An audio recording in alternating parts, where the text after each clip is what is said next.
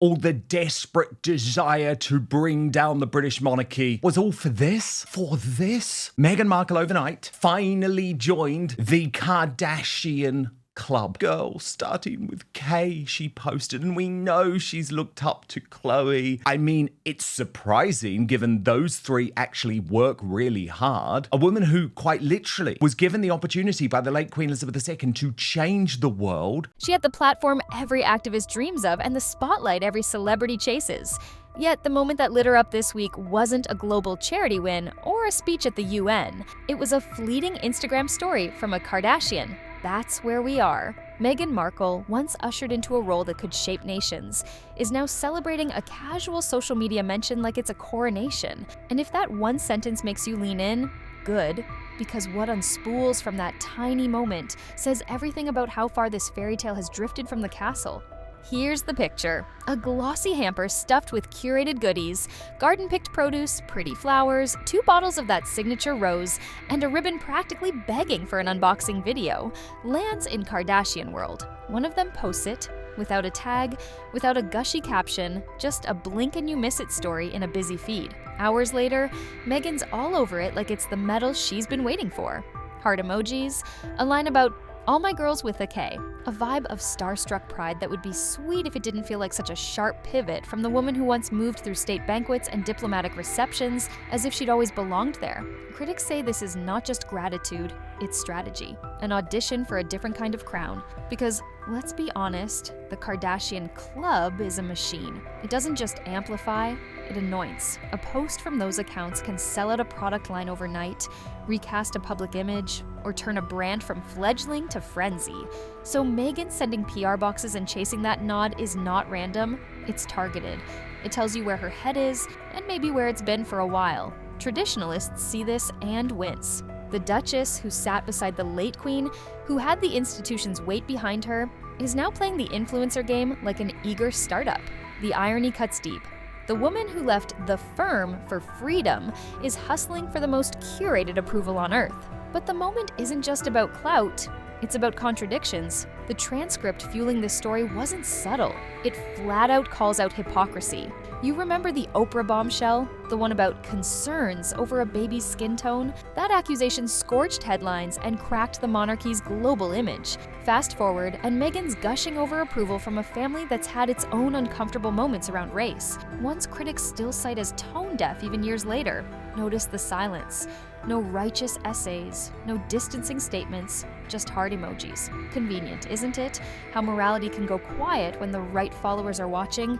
And then, because timing is a character in this saga, there's the business layer. Meghan's lifestyle brand, as ever, launched like a firework. Glossy packaging, carefully rationed inventory, limited drops that evaporated on cue, screenshots of sold-out tiles doing the heavy lifting while fans raced each other to checkout. That first wave felt unstoppable, but marketing is a marathon, not a magic trick. And the second wind told a colder story. The inventory got bigger, the urgency got louder, the countdowns got bolder, and then nothing. Not nothing, nothing. Boxes still moved, but the frenzy didn't show up for round 2. Shelves stayed stocked long enough for even stands to blink. When your entire brand promise is hurry or miss out, and people don't miss out after all, the spell breaks. Scarcity only stings when it's real. People who live and breathe brand math could see it coming a mile away. First drop, curiosity plus celebrity equals instant sellouts, especially when quantities are limited and the internet loves a collectible. Second drop, you have to win on product. The wine needs a reason beyond the label. The jam needs to taste like someone's grandparents hovered over copper pots all afternoon. The baking mix has to deliver a moment that feels premium, not just priced that way. If the reviews are nice, I guess, you can't keep staging a stampede. FOMO collapses into I'll grab it later, and later is death to hype. Supporters tried to push back. Out came the see, she works hard posts. A storyboard photo here, a poetic caption there about storms and soil and fruit. It all felt a little, arranged.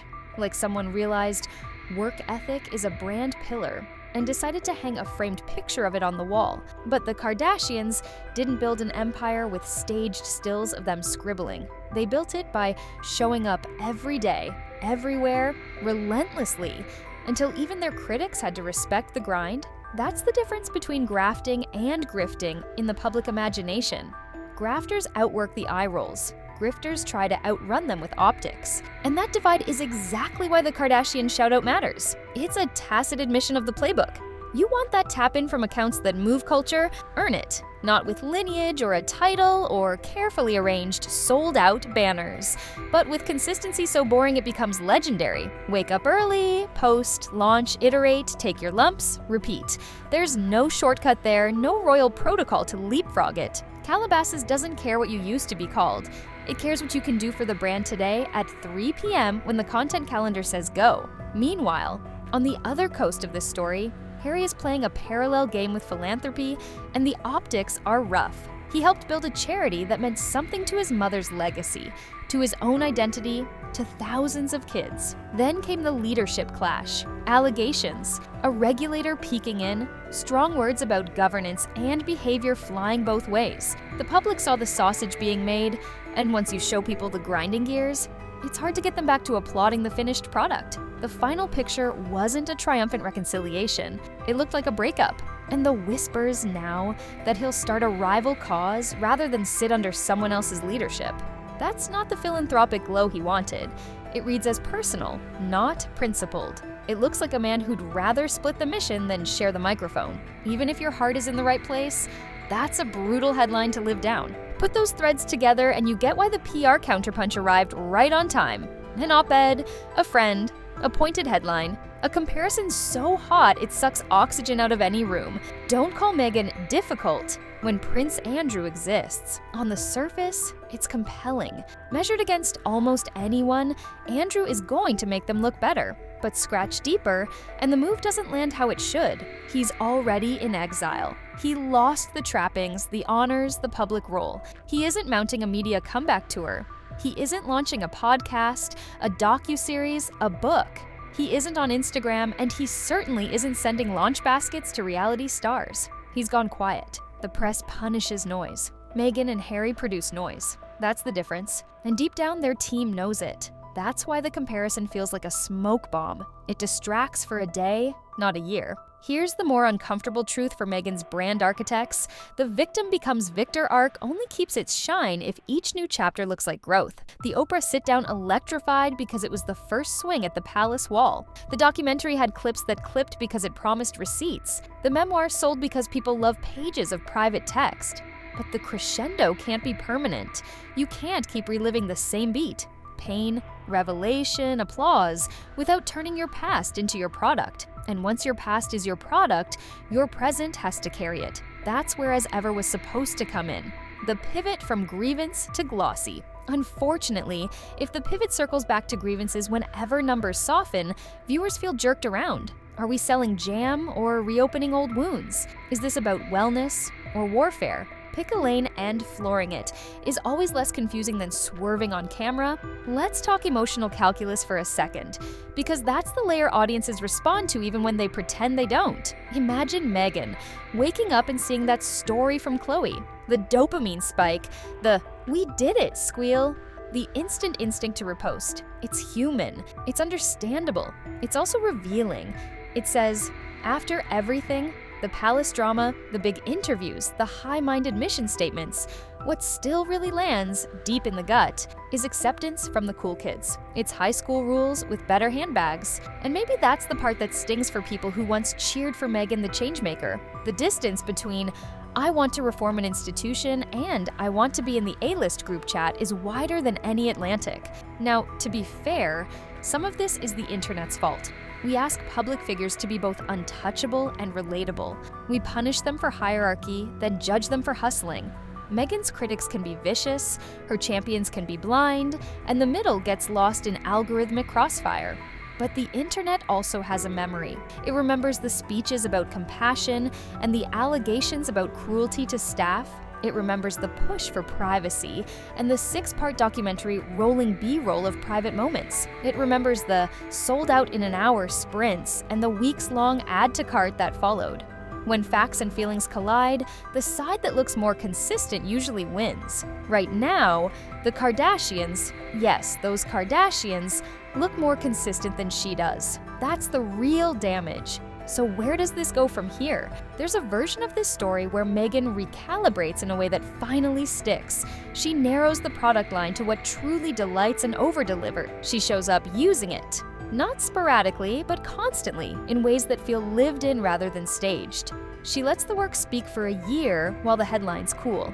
She chooses one cause and burrows into it until even her harshest detractors grind their teeth and admit, fine, that's impressive. She stops comparing herself to anyone who will always make her look better by default. She starts comparing this month's output to last month's and trying to beat it. It's boring. It's also how empires get built without a royal charter. There's also a darker branch in the decision tree. Call it the quick hit path. More talk shows, another sit down, another memoirish chapter, but from her side this time. Carefully timed PR battles that reignite the old wars, but with fresh angles. It will get clicks, it will get views, it will also cement an identity. The couple who couldn't stop litigating their past long enough to build a future. That identity will sell for a while, then it won't, because even the most dedicated audiences eventually want to see you do something new. As for Harry, his redemption arc is sitting right there waiting. Call the old board, eat some humble pie. Fund the work quietly for a year without putting your name on the press release. If there's truly no peace to be made, pick an adjacent need and dig in. No revenge charities, no parallel brands, just work. The world actually likes a gentleman farmer era for disgraced or disfavored royals. Disappear into purpose, not into pettiness. People forgive a jaw-dropping amount when the work on the ground is undeniable. And because you know I'm not going to let the media chess move go without one last look. The "don't call her difficult when Andrew exists" defense wasn't just weak, it was unnecessary. The better argument writes itself. Don't call her difficult, call her unpolished at scale. It reframes rough years as startup years. It shifts from morality to mechanics, from sin to skill gap. You can fix a skill gap. You can build teams, hire operators, install processes, get better. The audience can root for improvement. It resists being scolded into guilt. If Meghan wants the public back on the ride, she needs less finger-wagging friends and more proof of concept wins. Make something undeniable. Make two. Then stop telling us and let us say it first. There's a reason this story won't let go of the culture right now. It's not just the gossip, it's the template. So many people fantasize about walking away from a rigid system and doing it on their own terms. Meghan did it. Then she discovered the hardest part. You don't leave structure to find ease, you leave it to find responsibility. Freedom is a job. Influence without duty becomes performance art. And audiences have always had a soft spot for strivers over performers, for builders over branders, for the messy, unglamorous middle over the panicked pivot. It's why scrappy YouTubers pass legacy networks. It's why influencer houses dissolve and one or two creators rise. It's why families who look unserious on TV run remarkably serious businesses when the camera lights are off. The Duchess can still choose which category she lands in. She can double down on the performative, scalp hunting every micro insult to fuel a new episode of her saga, or she can hoard small wins until they're too big to ignore. When the noise quiets, we'll see which path she picked by the fruit it bears. Not the fruit staged in a wicker basket for a story that disappears in 24 hours. The kind that shows up in numbers, in new jobs created, in grants made, in partnerships earned, in genuine demand that doesn't need 3 exclamation points to sell through. One last thought for the traditionalists who watch this with equal parts sadness and anger.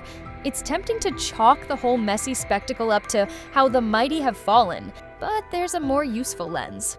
Call it how the mighty learn. A lot of once-in-a-lifetime platforms are squandered the first time around. The difference between a cautionary tale and a comeback story is whether the protagonist mistakes embarrassment for exile. Embarrassment is a teacher. Exile is a choice. If Meghan can tell the difference, and if Harry can stop confusing loyalty to ego with loyalty to mission, this chapter doesn't have to be their last. It can be the messy middle, the part of the documentary where the music dips and the voiceover admits we were lost, right before the scenes that make the final act land. Until then, expect more Clout-adjacent gifting, expect more sudden, nearly sold-out banners, and carefully placed op-eds with unflattering comparisons that grab a day of headlines. Expect fans to defend, critics to pile on, and the rest to scroll and shrug. Expect, in other words, the same. But also expect that one tiny decision, the choice to work in private the way they narrate in public, could rewrite everything faster than any Kardashian repost. Because that's the other lesson of Calabasas. Clout is a doorway, not a destination. Walk through it and build, or stand in it and pose. The hallway doesn't care, but the audience always notices. If that sounds harsh, remember this. The most generous interpretation of Meghan's saga is the one that demands the most from her. People still expect more because they believe there's more there. They saw the power in the early days. The speeches, the projects, the spark. That belief may be bruised, but it isn't gone. It will, however, expire if the only proof offered is a storyboard snapshot, a poem about storms and fruit, and a giddy caption under a borrowed spotlight. The crown she's chasing now isn't made of diamonds, it's made of deliverables. And the only thing that sells those out faster than a Kardashian story is results. And results start with the kind of choices that don't trend in the moment, but pay off in a year. That means fewer victory laps for borrowed spotlights and more unglamorous reps when nobody's watching. It means living inside the product until it's unmistakably better than what came before. It means staying so relentlessly on mission that even your critics begrudgingly nod and say, "Okay, that part, she nailed it." That's the quiet math of credibility. You can't buy it with a repost. You stack it day after day by doing the thing you said you'd do when there's no applause track. There's also a deeper question pulsing under all of this, and it's the one traditionalists keep asking. What did the crown actually teach? Not etiquette or curtsies, the marrow stuff. Duty before drama, service before self, silence when noise would be easy. The late queen embodied that code for 70 years. That never complain, never explain habit wasn't cowardice, it was discipline. It starved scandals of oxygen and fed the institution on reliability. You don't have to love monarchy to recognize the power of that playbook. In any field, business, entertainment, philanthropy, time tends to reward the steady hand. If Meghan ever wants to flip the script for good, she could do worse than borrow from the very tradition she ran from. Stop litigating the past, stop sprinting toward the nearest Klieg light, and start showing up for one worthy thing until the calendar and the outcomes tell the story without a PR push. Because here's the contrast that won't go away. A platform built, brick by brick, can carry weight. A platform borrowed collapses the second the lender looks away. Kardashian clout is a loaner car, fun to drive for a day. But if you don't own your lane, you're back at the curb as soon as they need the keys. Owning your lane looks like this. Refine the wine until sommeliers who don't care about royal titles say it overperforms the price. Partner with growers and co-ops in a way that measurably improves their economics. Then publish those numbers without self-congratulation. Tie a standing percentage of profits to a single, trackable program and publish the outcomes quarterly. That is clout that cannot be taken away because it's rooted in proof. There's a parallel path for Harry too. And it starts with a hard swallow. If you can't or won't work under the current chair, fine. But I'll build a rival sends the exact wrong signal to donors and the public. The grown-up answer is to back an adjacent existing NGO with zero drama, or to carve out a narrow, unfunded pilot in partnership with local leaders and prove it works before you print a logo. And for a set period, say a year, no op-eds, no anonymous briefings, no sources close to the prince, whispering to friendly reporters. Just do the work. A dozen photos of Harry digging latrines or reading to a classroom won't fix this. A dozen audited milestones will. If he wants to honor his mother's memory, that's the way. The stuff that doesn't need a Netflix cutaway to hit. Let's add something else that audiences instinctively understand. Consistency is a character test. When someone says they want privacy and then shoots a 6-part confessional, people don't feel fooled. They feel played. When someone preaches empowerment and then spends a year subtweeting their in-laws, people don't feel enlightened. They feel exhausted. And when someone touts sold out in an hour and then pumps inventory with the same pitch, people don't feel excitement. They feel marketed to. The antidote isn't a fresher slogan. It's a quieter alignment between word and deed. If you say community, show your prices dropping because you negotiated better supplier terms and passed the savings along. If you say quality, show independent blind tastings and accept the results, even if you come in second and have to fix something. If you say impact, show a map with pins and receipts. The internet doesn't hate receipts. It hates being asked to clap without them. Here's a future that still plays, if they want it. Meghan goes offline for a stretch, not a dramatic social media break post, just less noise. Every week, without comment, the As Ever site adds one tiny improvement that makes customer experience tangibly better. A lower shipping threshold, a transparent sourcing page, a surprise refill discount, a recipe library that genuinely adds value to a $12 jar. Once a month, quietly, she shows up somewhere unglamorous, sleeves rolled with no press in tow, and lets word of mouth do what staged photo ops can't. After 6 months, she sits with a tough interviewer and doesn't throw a single person under the bus. She takes responsibility for misreads, names 2 concrete things that changed because she heard the criticism, and thanks the skeptics for sharpening her. Not with teeth-gritted sarcasm, not with spin, just adult accountability. Watch how quickly tone shifts when the behavior shifts first. And a future for Harry? He shows up at Invictus like it's the only thing that matters. Because for a certain community, it is. He spends a year making that event the most dignified, frictionless, athlete-first experience it's ever been, and refuses every bait to talk about his brother, his father, or the palace. When the charity topic inevitably surfaces, he says one sentence that levels the room. I put my feelings ahead of the mission, it won't happen again. Then he changes the subject back to the athletes. You want to watch public patience thaw? That would do it faster than 1,000 ghost-written think pieces ever could. Now, if none of that happens, if we get Spare 2.0, or a new round of PR proxies comparing Meghan to the worst people on the planet in order to win a news cycle, then you already know the arc. It's the arc we're living in now. More clout-chasing moments that pop and vanish. More launches that feel like events and age like milk. More feuds dressed up as principles. And eventually, more silence, but not the regal kind, the algorithm kind, where platforms simply stop surfacing your face because audiences stopped sticking around. Attention is the most traditional market of all. It rewards value and punishes repetition dressed as revelation. For viewers who value the old ways, earned respect, service that outlasts headlines, legacies built in the slow lane, this whole chapter has been a masterclass in what not to do. But there's a reason people still tune in: the possibility of a pivot. We've all seen famous figures take the long walk back from overexposure to substance. It's never flashy, it's always humbling, and it always begins in the same untelegenic place. Less talk, more tasks. So yes, the Kardashian repost was a moment. It told us exactly where Meghan thinks the fuel is. But there's a cleaner fuel source waiting, the kind that doesn't need a borrowed megaphone, the kind your harshest critic can't yank away. Deliverables, outcomes. A track record that slowly makes even the snarkiest "she's clout-chasing" collage feel stale and small. If she wants that ending, the door's open.